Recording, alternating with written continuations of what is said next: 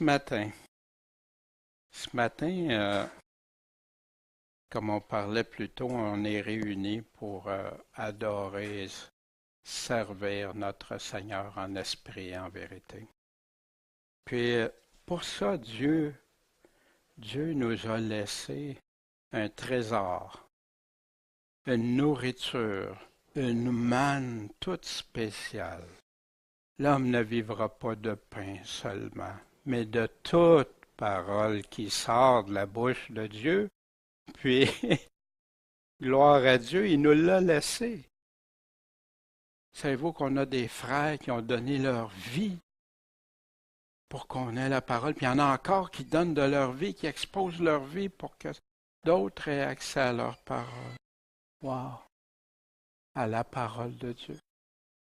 Fait que ce matin, Seigneur, c'est avec reconnaissance et aussi de savoir que tu ne nous as pas laissés seuls, Seigneur, mais que ta parole inspiré de ton Esprit Saint est là pour nous guider. Fait que Seigneur, aide-nous à bien comprendre ce que tu as pour nous, Seigneur, puis à ne pas être des auditeurs oublieux ou qui ne mettent pas en pratique par la suite. Merci, Seigneur, Maître et Sauveur Jésus-Christ. Amen. Ce matin, bien c'est ça, on est rendu à la synthèse de la lettre aux Philippiens. À chaque fois, j'aime bien faire un portrait, faire le tour de la lettre. Est-ce qu'on a bien saisi le portrait? Vous savez, on peut aller dans la forêt, on voit un bel arbre, on ne voit plus la forêt. Parfois, on voit la forêt, on regarde, on ne peut même pas voir les beaux arbres. Puis la parole de Dieu, c'est un tout. Puis ça nous aide. Quand on reçoit la lettre de quelqu'un, on la lit tout en morceaux détachés. On la lit, puis souvent on va retourner revoir des passages. Hey, c'est-tu bien ça? J'ai-tu bien compris? C'est-tu ça que la personne voulait me dire? Imaginez où le gouvernement t'envoie une lettre, hein? Ou t'es pas sûr, tu veux-tu être bien sûr d'avoir bien compris? Mais pourquoi on ne ferait pas ça pour la parole qui est notre sûreté, notre sécurité, même pour l'éternité, sa parole? Fait que ce matin, bien, on va faire le tour, hein, avant de dire que l'objet qu'on voit, hein, que c'est un carré, un triangle ou un rond. Faisons le tour. Puis après ça, on va se rendre compte que c'est pas tout à fait ça. Il y a tellement d'arguments qui ont commencé chez des chrétiens des fois, parce qu'ils n'ont pas fait le tour.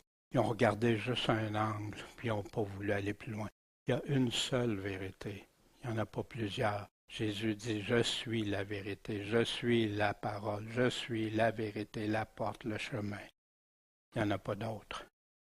Mais il faut bien comprendre ce qu'il nous laisse.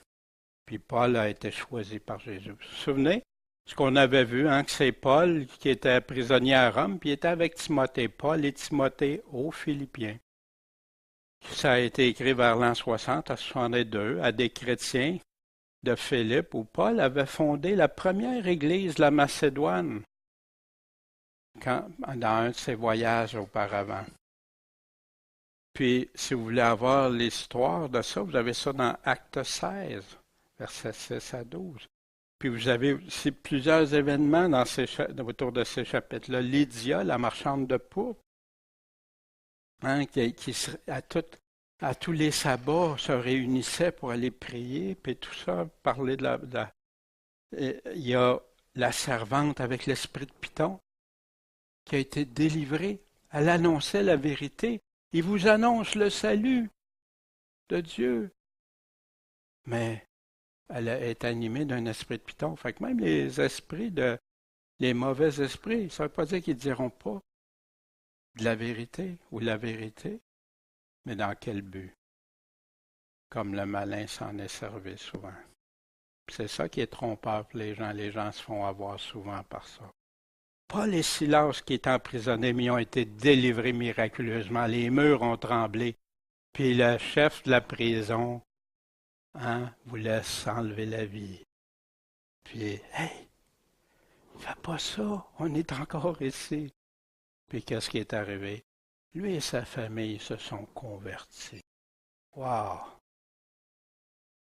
Fait qu'est-ce qu'on a vu dans cette lettre aux Philippiens? Chapitre 1, bien sûr, il y a le début que Paul s'est présenté et tout. Il rend grâce à Dieu, puis il prie avec joie. Mais à cause de quoi? Pourquoi Paul fait ça, dit ça aux Philippiens? Votre attachement de l'Évangile à partir du début jusqu'à aujourd'hui. Souvenez-vous que l'Église de Philippe était dans des persécutions. C'est un endroit où la persécution était forte. Même c'est là que Paul s'était fait persécuter très fortement. Puis justement, il avait été emprisonné à cause. Vous vous souvenez, après ça, il continue. Il dit qu'il est juste de penser que celui qui a commencé cette bonne œuvre en vous l'achèvera jusqu'au jour de Jésus-Christ. Pourquoi? Parce que Paul retient que tous ont été participants de la grâce avec lui, puis pour la défense et la confirmation de l'Évangile. À cause de ça, il sait que Dieu va finir ça. Il les a vus. Il dit tout ça à n'importe qui. Non, à des gens qui avaient combattu le même combat que Paul, qui avaient été avec Dieu, puis à leur attachement. Qu'est-ce que c'est attaché, être attaché? Puis il les aime, puis il demande que Dieu leur donne le discernement, l'amour, l'intelligence, la charité de plus en plus. Pour discerner, mais discerner quoi? Les choses contraires. C'est quoi les choses contraires? Les choses contraires à l'Évangile, à ce que Dieu nous dit, à ce que Paul est en train de nous dire. Pour être comment? Impur? À moitié pur? Non, pour être pur. Les gens, c'est impossible. C'est pas ça que l'Évangile dit. Parce que si tu restes impur, tu ne connaîtras pas le royaume de Dieu. Et sans achoppement, sans chute, jusqu'à la journée de Christ, étant rempli de fruits de justice. Les fruits de justice, qu'est-ce que c'est des fruits de justice? Par Jésus-Christ à la gloire et à la louange de Dieu. De discerner et porter les fruits de Dieu. Mais tout ça, l'emprisonnement de Paul, ça fait concourir au bien de la parole de Dieu, au bien de l'Évangile, un plus grand avancement de l'Évangile. Pourquoi? Parce que son emprisonnement à Rome est devenu célèbre partout. Les gens le savaient. Puis ça a donné courage. Il y en a qui se sont dit, hey, Paul est prêt à subir ça, à faire ça. Ben, il ose annoncer la parole de Dieu encore plus hardiment puis sans crainte. On a un exemple, on a un modèle à suivre. On va imiter ce que Paul fait. Les frères étaient rassurés.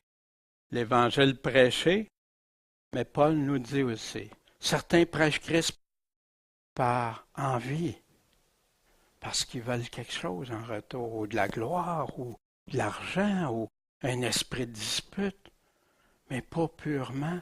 C'est pas la parole pure, c'est pas l'Évangile pur. D'autres, au contraire, le font par une bonne volonté et charité. Savez-vous que quelqu'un qui veut prêcher juste ce que Dieu dit, là, faut qu'il y ait de l'amour pour les autres. Savez-vous pourquoi? Parce qu'à plein d'endroits, il y a plein de choses qui vont déplaire à du monde, qui vont les rendre là, même agressifs envers toi. Il y en a qui vont déplorer ce que Dieu dit. Il y a mieux les choses juste agréables. C'est pour ça que Jésus dit les vierges folles, les vierges sages. C'est pour ça qu'il dit que les tièdes qui pensent qu'ils ont tout, qu'ils ont le salut, qu'ils ont tout, va les vomir de sa bouche. Quelle parole dure d'un Jésus d'amour, hein? Mais pourtant, c'est Jésus qui les dit. Puis aimer son prochain, c'est prêt à se faire haïr. Quand vous allez évangéliser quelqu'un que vous aimez, si vous l'aimez, vous allez passer par-dessus que ça se peut qu'il vous rejette. Parce que vous l'aimez vraiment. Vous pleurez, comme Paul dit, pour ceux qui s'en vont en perdition. Mais ceci va me tourner à salut par votre prière et par le secours de l'Esprit de Jésus-Christ. Paul se fiait totalement en Dieu. Jésus va me secourir, va m'être là. En ferme attente et espérance, je serai confus en rien. Paul vivait des persécutions. Là. Il n'était pas dans un hôtel de luxe, comme certains pensent que. Il est en pleine assurance que Christ va être glorifié dans son corps, qu'il soit mort ou vivant. Avec Christ, il va être gagnant, qu'il soit mort ou qu'il soit en vie. Mais il voulait rester en vie pour qui? Par amour pour les Philippiens. Pensez-vous que Paul y aurait été beaucoup mieux qu'au lieu de rester en prison, dire Dieu t'a terminé avec moi, viens me chercher. Wow! Non, par amour, il a continué. La vraie foi, se conduire dignement selon l'Évangile de Christ. Comment ça se fait que Paul dit se conduire dignement? Il y en a qui pensent que tu peux te conduire n'importe comment puis te dire chrétien. Dignement, ça veut dire quoi? Il nous en parle, il va nous en parler. En persévérance, dans un même esprit, en combattant ensemble d'un même courage promenant de la foi en l'Évangile et rien épouvanté par les adversaires. C'est quoi la même foi, l'unité que Paul parle? Il ne parle pas d'être unis ensemble pour que on se sente bien ensemble, que Dieu dit ça, mais c'est pas grave, nous autres, on a l'autorité, nous autres, de dire que Jésus il a tort ou non, on ne veut pas accepter ses paroles. Non, dans la même foi, le même courage. Puis pourquoi il est en train de les encourager? Parce qu'ils sont en train de vivre des choses terribles de leur adversaire. Un même esprit, un combat, d'un même courage. Dites-moi, où est l'Évangile? Parce qu'il y en a qui veulent prendre, réjouissez-vous. Juste la réjouissance, on arrive à ça tantôt. Mais sans le combat, ils pensent que c'est pour avoir du plaisir dans cette vie-ci. Alors que Jésus dit, si c'est dans cette vie-ci, tu vas la perdre, mon ami. Pour les adversaires, c'est une démonstration de perdition. Mais qui c'est ces adversaires-là? Ceux qui vont marcher en ennemis de Christ. On va regarder, on y arrive bientôt. Le don gratuit. Mais le don gratuit, voyons ce que Paul en dit. Le don gratuit, c'est gratuitement donné en ce qui concerne Christ. Non seulement de croire en lui, mais aussi de souffrir pour lui. Hein? C'est gratuit? Oui, c'est gratuit. Tu ne payeras rien. Tu n'as rien à payer à Dieu. Ce n'est pas ton argent qui va rien acheter. Mais il te dit qu'est-ce que c'est aussi. Ça inclut quoi qui vient avec. Tous les apôtres avaient compris, tous les disciples, tous les millions de chrétiens qui sont morts au travers les siècles l'ont compris. Même combat que Paul. Puis il dit, apprenez de moi. Paul n'avait pas honte de dire, apprenez de moi, parce que Paul était un modèle fidèle. Pas comme il y en a qui disent, comme Paul s'y vivrait dans le péché.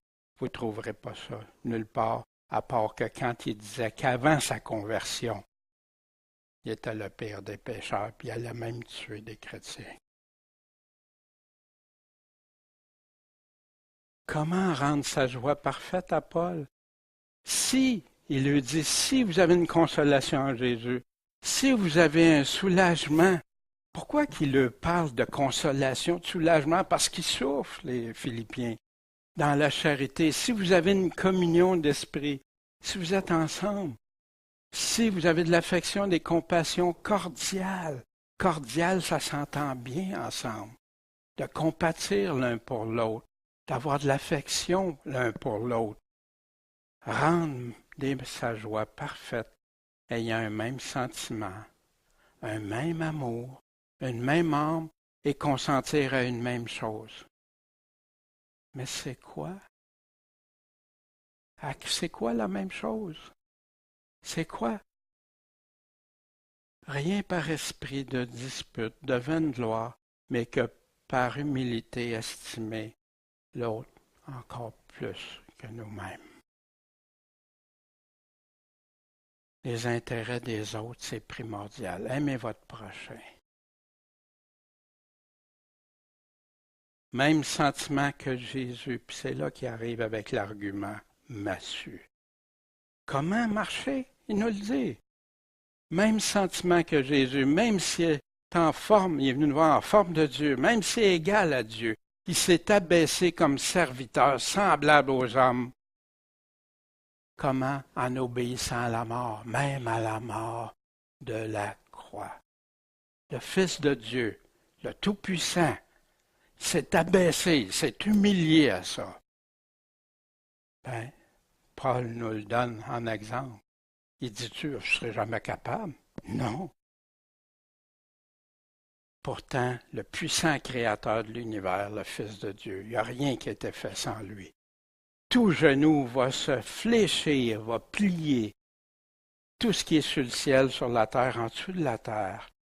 Toute langue va confesser, va avouer que Jésus-Christ est le Seigneur. Puis ça, à la gloire du Père. C'est Dieu qui a choisi le Fils. Celui-ci est mon Fils bien-aimé. Écoutez-le. Fait que tous vont fléchir le genou. Mais il y en a qui vont le fléchir en adoration, en amour, en admiration devant le Père. Mais il y en a d'autres que ça va être terrible. Ils vont plier le genou puis ils vont l'avouer. Mais s'ils s'en vont à la perdition. C'est pas un message que les gens aiment entendre aujourd'hui, hein? Mais c'est ça que la Bible nous dit. Est-ce qu'on croit à Jésus ou qu'on fait semblant d'y croire? Tout va se dérouler là. La persévérance, c'est pourquoi, à cause de qui est Jésus, comme vous avez toujours obéi, l'obéissance. Hein, tu peux être sauvé sans obéir. Jésus dit, tu ne peux pas être mon ami si tu n'obéis pas à mes commandements. Mais tu entends un évangile aujourd'hui complètement dilué qui te dit le contraire. Mais c'est Jésus qui dit ça. S'il vous renie, il me renie parce que je répète les paroles de Jésus. C'est avec Jésus qu'ils vont répondre, pas devant moi, pas devant vous. Encore beaucoup plus maintenant. Encore, vous avez obéi, mais encore plus. Employez-vous à votre propre salut. Votre salut vaut-tu quelque chose pour vous? C'est-tu important? Employez-vous à votre propre salut. Comment? En vierge folle, tiède, pas de talent, enterre les talents que Dieu te donne, vis dans le péché, avec crainte et tremblement. Pourquoi? Parce que Dieu produit en vous efficacement de vouloir et de mettre en pratique selon son bon plaisir. Dieu va le faire, mais il y a les conditions. De quelle façon tu le fais? Tu le prends-tu au sérieux, Dieu? On ne se moque pas de Dieu. La bonté de Dieu et la sévérité de Dieu, les deux sont là. Sa bonté, son amour, sa justice aussi. Puis pensez-vous qu'il va laisser passer ceux qui vont s'être moqués de lui, qui vont avoir fait semblant d'être des croyants, des chrétiens? Je pense pas, moi. Pas avec les paroles que Jésus nous a laissées, toutes ces mises en garde. Jésus lui-même a dit de travailler à notre propre salut avec crainte et tremblement. Et il leur dit, faites effort. Ça veut dire quoi, ça? Ah, j'ai rien à faire quand je... Non, faites effort pour entrer par la porte étroite. Car je vous dis que plusieurs vont tâcher d'y entrer. Ils ne seront pas capables d'entrer. Alors, vous vous mettrez à dire, on a mangé et bu en ta présence, t'as enseigné dans nos rues. Hein? Ben oui, Seigneur. Regarde, on a pris le repas du Seigneur ensemble pour toi. Tu nous as enseigné, regarde, on lit la Bible. Mais il dira, je vous dis que je ne sais d'où vous êtes. Retirez-vous de moi, vous tous qui faites le métier d'iniquité, qui continuez dans l'injustice, dans le péché, le contraire de la justice de Dieu, là où il y aura des pleurs, des grincements de dents. Quand vous verrez Abraham, Isaac, Jacob et tous les prophètes dans le royaume de Dieu, mais que vous serez jetés dehors. Puis il ne dit pas ça juste aux pharisiens, il le répète à plusieurs endroits. Est-ce qu'on écoute? Que celui qui a des oreilles entende ou se ferme. C'est un choix, une décision que chacun de nous a soit pris ou va prendre, ou c'est reste neutre, tiède, le Seigneur dit qu'est-ce qui va en arriver. Être une lumière, faire tout sans murmure, sans dispute. Pourquoi? Pour être sans reproche, être pur, enfant de Dieu, irrépréhensible au milieu d'une génération corrompue et perverse. Est-ce qu'on est dans une génération que tout va bien? Imaginez, c'était déjà là il y a 2000 ans. Imaginez aujourd'hui. Sodome et Gomorrhe. Le temps de Noé que Jésus nous donne comme référence.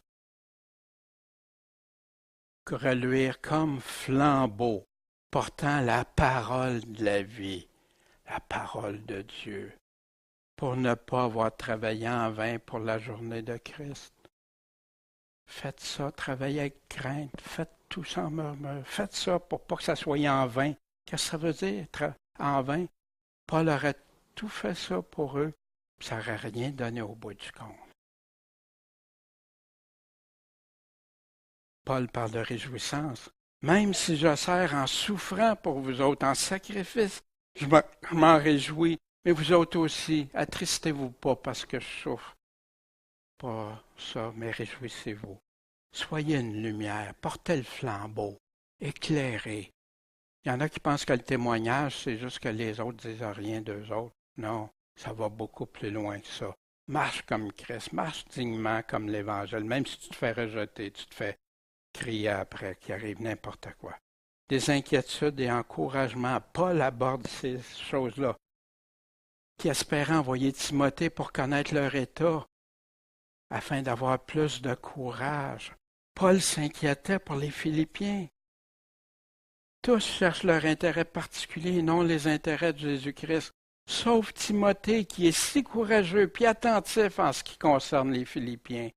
Timothée, c'était quelqu'un de formé par Paul, testé par Paul. Paul l'a éprouvé.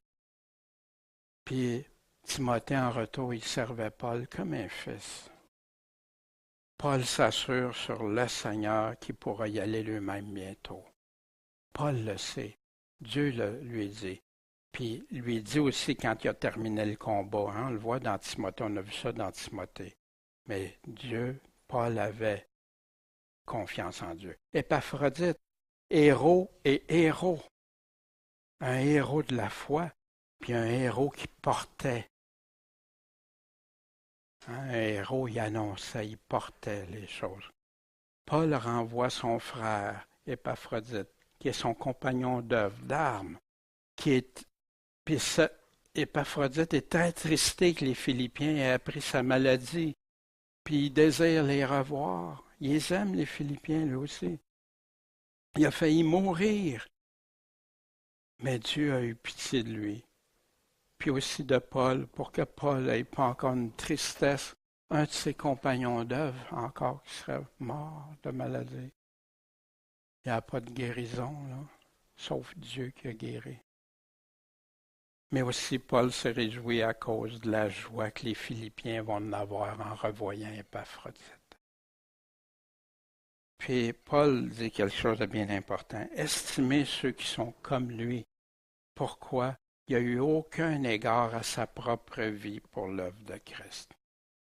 C'est pas grave ce qui va m'arriver pour Dieu. Dieu a quelque chose en réserve pour moi. Vous savez, ce matin, on chantait, tu sais, ils vont louer le Seigneur jour et nuit. Fait qu'il y en a, hein? Mais savez-vous, qu'est-ce qui va arriver? Avez-vous eu le moment le plus heureux de votre vie? Comment vous vous sentiez? Ça a-tu duré tout le temps? Mais avec Dieu, ça va être au-delà de tout ça pour ceux qui vont être avec lui, puis ça n'aura pas de fin. Pas rien de sûr après, pas rien d'amer après. Plus de larmes. Il dit de se réjouir, mais aussi de prendre garde. Réjouissez-vous en notre Seigneur. En notre Seigneur, il ne dit pas de se réjouir, être hypocrite puis il se réjouit. Oui, oui, tout est beau, tout est beau. Non, Paul souffrait. Les Philippiens souffraient. Réjouissez-vous, un encouragement, mais dans le Seigneur, à cause de ce qui s'en vient, à cause de votre espérance, à cause de qui vous savez que vous servez, que vous souffrez pour. Réjouissez-vous pour ça. Comme les apôtres quand ils ont été emmenés en prison, puis ont été estimés heureux d'avoir été battus pour le nom de Christ, d'avoir été jugés dignes de ça.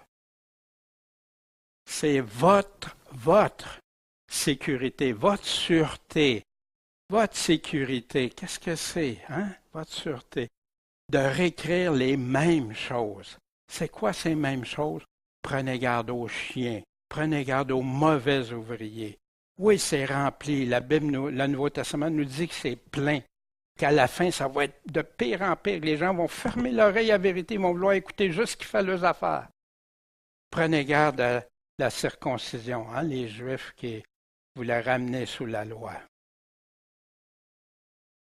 Comment les reconnaître? On avait vu ça, hein, ils font profession de foi, ils ont une apparence d'être pieux, mais c'est un autre évangile, un évangile bonbon, un évangile que tout va bien, tu fais à ta tête, tu vis comme tu veux, tu fais ce que tu veux, tu es libre de faire ce que tu veux.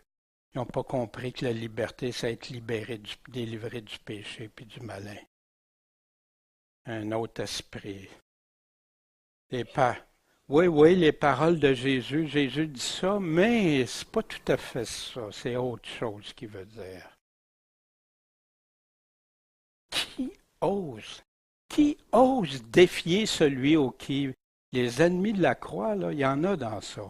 Il y en a plein. C'est pour ça que Dieu aime les adorateurs en esprit et en vérité, pas le mensonge. Puis il dit ce qu'il va faire pour ceux qui annoncent des faussetés. Le légalisme, la circoncision, le légalisme de l'Ancien Testament, la piété qui est rejetée. C'est pas grave alors que Paul lui-même dit que la vérité, c'est la piété, que la doctrine, c'est la piété en Jésus-Christ. L'obéissance, ils vont dire ceux-là, le salut, tu essaies de te sauver par les œuvres, alors que Jésus lui-même dit que ceux qui n'obéissent pas sont ses ennemis. Ceux qui n'obéissent pas à ses commandements sont ses ennemis. Comment ils peuvent parler de salut par les œuvres? Quand Paul parle de ça, les œuvres de la loi de l'Ancien Testament, c'est sûr, mais ils ne saisissent pas. Ils ont les oreilles bouchées pour entendre ce que Jésus dit. Dis-moi juste ce qui est agréable, ce qui me fait du bien, ce qui me fait plaisir. Mais tu l'assumeras devant Jésus.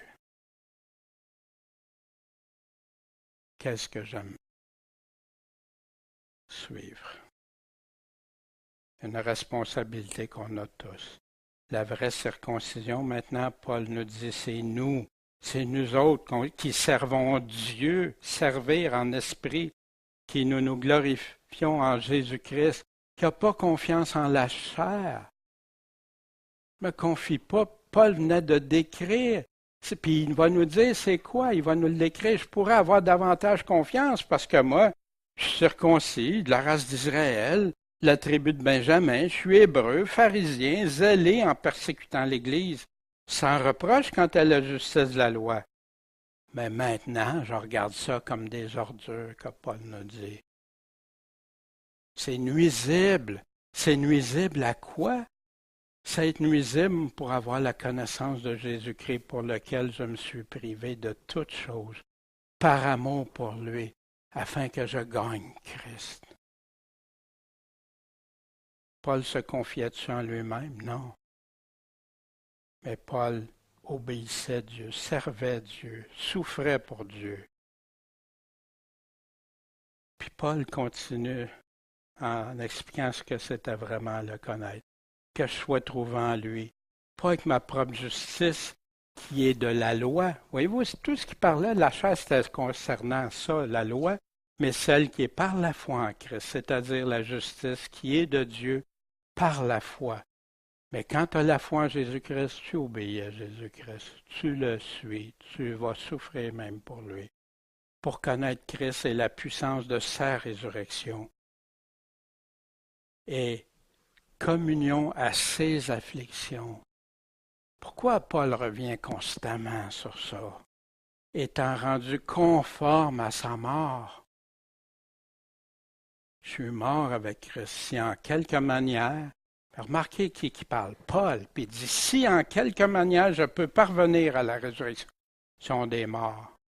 C'est fort, hein? Paul lui-même qui dit ça. Wow! Puis t'entends parler des gens que non, tout est beau pour eux autres. Le but à atteindre. Paul n'a pas déjà atteint le but ou n'est pas rendu encore accompli. Dans 2 Timothée, on l'a vu, j'ai gardé le bon combat. Je suis arrivé parce que j'ai gardé la foi. J'ai fait ce que Dieu m'a demandé. Mais il tâche d'y parvenir, puis je ne me persuade pas de l'avoir atteint. Il ne se persuade pas qu'il est arrivé là. Puis il venait de nous parler d'arriver à la résurrection. Paul oublie ce qui est derrière lui, mais il court vers le but. Ce qui est du passé, c'est passé maintenant, je fixe Dieu. C'est pourquoi ayons tous ce même sentiment. Est-ce qu'on a tous ce même sentiment? Puis il disait à ceux qui ne sont pas rendus là, mais si vous avez un autre sentiment, Dieu vous le révélera. Mais à qui dit ça? À ceux qui persévèrent en lui, à ceux qui, comme les Philippiens. Puis il nous parle de la véritable unité. On se sert beaucoup des paroles de Paul pour l'unité, mais on le détache de tout ce qu'il a dit du reste. Marcher par la même règle pour les choses auxquelles nous sommes parvenus, puis ayons un même sentiment. Puis c'est quoi? Être tous ses imitateurs, puis garder pour modèle, considérer ceux qui marchent droitement, dignement selon l'Évangile. Cette même règle. Tu peux être en unité chez n'importe quelle religion, n'importe quelle dénomination, n'importe quel club social. Est-ce que c'est l'unité que la Bible parle? Sans la vérité, sans l'amour de Dieu et du prochain. Les deux manières de se conduire, il nous parle, soyez tous mes imitateurs, frères. Regardez à ceux qui se conduisent, souvent le modèle que vous avez en nous, aux apôtres. Pourquoi? Parce que plusieurs se conduisent en ennemis de la croix de Christ. Ça sera la perdition pour eux. Leur Dieu, c'est leur ventre, c'est le moi. Leur gloire est dans leur infamie. Ils font des choses que Jésus dit non, puis ils le font pareil. Et leurs affections sont ma vie sur terre, le moi. Les deux manières de se conduire. Laquelle? Quelle conduite vous pensez que Dieu accepte et veut? L'espérance qui demande une conduite dans la fermeté. Jésus-Christ transformera notre corps pour le rendre conforme à son corps glorieux. Wow! Et réalisons-nous, par sa puissance totale. C'est pourquoi, à cause de ça, mes frères bien-aimés, et bien désirés, regardez comment Paul leur parle aux Philippiens. Ma joie et ma couronne, demeurez de cette manière ferme dans le Seigneur. De quelle manière ferme? Il vient de tout nous en parler avant. Il nous en parle depuis le chapitre 1. Pour discerner la différence des choses, afin que vous soyez purs et irréprochables pour le jour de Christ, remplis de Jésus, par Jésus-Christ des fruits de la justice à la gloire, à la louange de Dieu. Conduisez-vous seulement d'une manière digne de l'Évangile de Christ, que vous persistez dans un même esprit à combattre avec une même âme pour la foi de l'Évangile, la doctrine de Christ, sans vous effrayer en rien des adversaires, en soutenant le même combat. Est-ce que c'est cette même manière ferme dans le Seigneur? cette même règle, ce même sentiment, soyez tous mes imitateurs. Paul ne demandait rien qu'il ne faisait pas, que lui et Timothée ne faisaient pas ou que d'autres ne faisaient pas. Le livre de vie, il va exhorter, il va dire, puis Saint-Tiche, à être d'un même sentiment dans le Seigneur. On ne sait pas ce qui s'est passé, mais ces deux femmes-là avaient quelque chose qui ne fonctionnait pas. Je te prie aussi, fidèles collègues, sois leur en aide. Elles ont combattu avec moi pour l'Évangile. C'est des femmes qui se sont investies pour aider Paul pour l'Évangile. Aussi bien que Clément, hein, on a vu Clément, qui était un des premiers chrétiens. On a ses écrits encore, la lettre aux Corinthiens, que Clément a écrit même aux Corinthiens. Et mes autres compagnons de travaux, duquel les noms sont dans le livre de vie. Ce livre de vie. On a vu aussi que Dieu dit lui-même qu'il y en a qui va effacer contrairement à ce qu'on m'avait enseigné. Tu regardes ce que Dieu dit qu'il va effacer des noms. Même dans l'Apocalypse, il répète à plusieurs endroits pour ceux qui vont avoir tripoté sa parole. Se réjouir, ne pas stresser. Si, réjouissez-vous toujours dans le Seigneur, je le dis encore. Réjouissez-vous. Que votre douceur soit connue de tous les hommes. Le Seigneur est proche. Ne vous inquiétez de rien, mais en toute occasion, exposez vos demandes devant Dieu par des prières, des supplications, avec des actions de grâce. Puis là, quand on fait ça, la paix de Dieu qui surpasse toute intelligence va nous enlever tous nos problèmes, gardera vos cœurs et pensées en Jésus-Christ. C'est pour ça qu'on peut se réjouir. Comme Paul, pensez-vous que tout allait bien? Que Paul ne l'avait pas fait à Dieu? Mais Dieu il a dit non, tu vas en prison, Paul, tu vas être un témoignage, tu vas vivre ça. Jésus il avait tout dit ce qui était pour vivre à Paul. On l'a dans Actes. Mais où t'as appris? D'où t'as appris? Reçu, entendu et vu. De moi, vous avez vu ça, vous avez entendu ça, vous l'avez appris, vous l'avez reçu, vous l'avez accepté. Mais c'est quoi? Les choses qui sont vraies, les choses qui sont honnêtes, les choses qui sont justes, les choses qui sont pures, les choses qui sont aimables, les choses de bonne réputation devant Dieu et devant les hommes. Puis la vertu digne de louange. Paul dit, c'est ça que vous avez appris de moi. C'est ça que vous avez accepté, puis vous vivez. Vous avez entendu, vous l'avez vu. Qui on suit, qui on imite. Paul met beaucoup en garde, pour ça qu'il nous dit de prendre garde. Paul, l'imiter, Paul, puis imiter Philippiens. Paul est grandement réjoui de la générosité des Philippiens qui ont pensé à lui, puis qui ont agi en conséquence. Ils ont envoyé des fonds par Épaphrodite pour l'aider. Mais Paul dit, j'ai appris à être content de mon état. Dans disette, j'ai faim, ou dans l'abondance. En tout, partout où je suis. Ah, il faudrait que je sois ici, il faudrait que je sois là pour être heureux. Il faudrait que j'aille ici, il faudrait que j'aille ça. C'est pas ça qu'il nous dit, hein. Rassasiez aux faim, car je puis tout par Christ qui me fortifie. Merci du don par Épaphrodite, qui est un fruit, un parfum agréable pour Dieu. La générosité des frères envers des frères, des sœurs, c'est un parfum pour Dieu. Mais Dieu s'occupe de ses enfants. Si vous faites ça, vous vivez selon ce que Dieu dit, mon Dieu pourvoira aussi à tous vos besoins selon ses richesses. Il y en a qui détachent ça du reste de la lettre, mais non, il lui dit quoi faire. Selon ses richesses, avec gloire en Jésus-Christ. Il y en a qui prennent ça pour l'évangile de la prospérité, pour avoir de l'argent. Dieu va me... C'est pas de ça qu'il parle. En Jésus-Christ, gardez vos pensées, vous fortifiez avec gloire en Jésus-Christ. Or, à Dieu notre Père soit la gloire au siècle des siècles. Amen. Dieu sait ce qu'on a besoin tous, mieux que nous. Il va nous le donner. Puis combien de fois, moi, il est intervenu m'aider dans toutes sortes d'affaires financièrement ou dans les choses? Ben oui. Mais est-ce que je sers Dieu pour ça?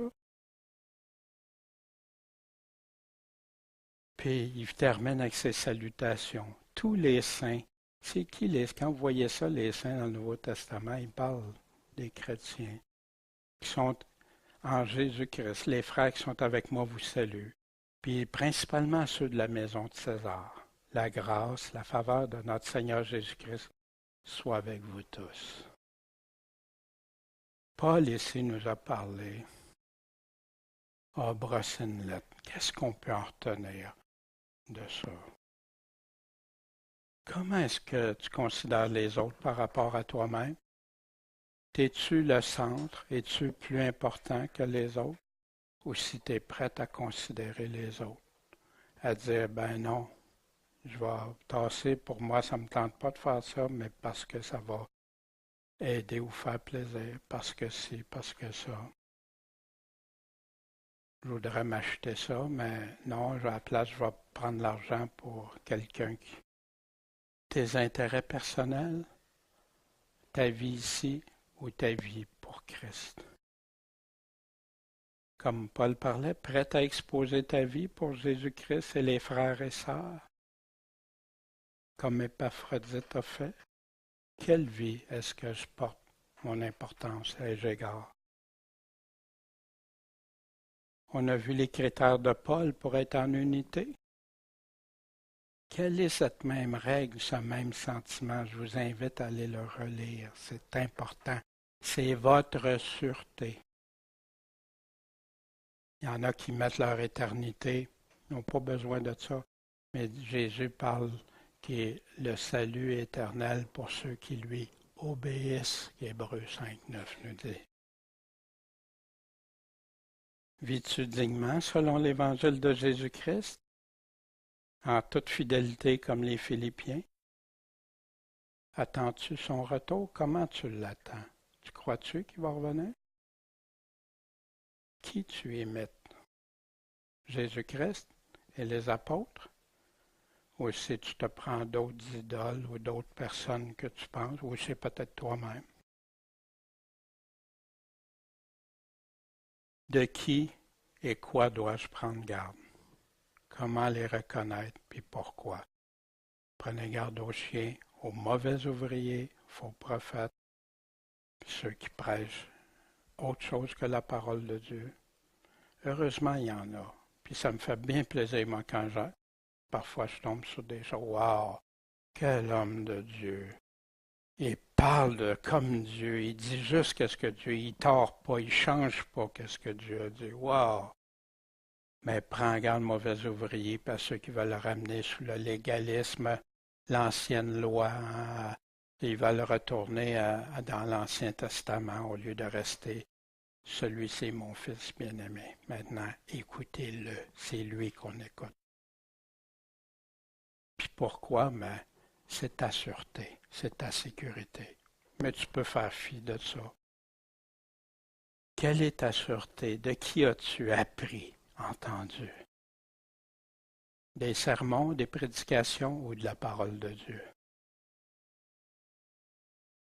Qui se conduit en ennemi de la croix? Il dit, comment ils se conduisent, les ennemis de la croix? Puis comment se conduise un vrai chrétien? Tu as les deux là pour faire la différence.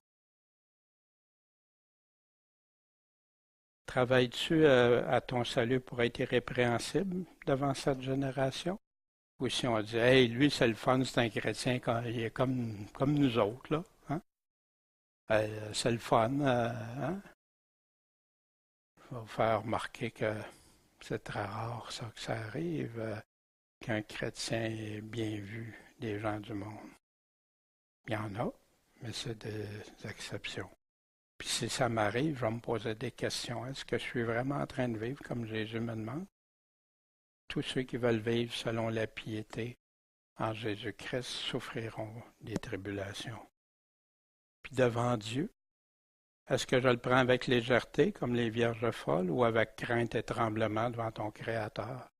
Tu sais, les vierges folles, les vierges sages, les vierges folles, la porte est fermée après. Pourtant, ils attendent le Seigneur. Ils disent Seigneur, Seigneur. Mais ils n'ont pas été, ils n'ont pas pris garde, ils n'ont pas veillé et prié. Prêt à rencontrer ton Créateur? Comment vas-tu le confesser à genoux? Dans quel état? Puis pourquoi même Paul veut absolument être trouvé en Jésus-Christ? Pour voir s'il peut parvenir à la résurrection. Pleures-tu pour ceux et celles qui vont à la perdition ou ça te laisse indifférent? Tu es tout le temps en train de juste attaquer et condamner, mais sans avoir le souci de les aimer pour qu'ils soient amenés à la grâce de Dieu. Qui va être citoyen des cieux? Qui va être dans le livre de vie? As-tu la paix de Dieu? La paix de Dieu, pas comme le monde. La paix en Dieu. J'ai la paix avec Dieu, la paix. Je ne suis pas en guerre contre Dieu, je ne suis plus rebelle à Dieu. Je suis en paix avec Dieu, quoi qu'il arrive. Présentes-tu devant Dieu tes besoins selon ses critères? Il est toujours prêt à entendre ceux qui aiment Jésus-Christ. Jésus-Christ, ceux qui m'aiment obéissent à mes commandements. Ceux qui ne m'aiment pas n'obéissent pas. As-tu la ferme assurance de la toute-puissance de Jésus? L'as-tu, ça?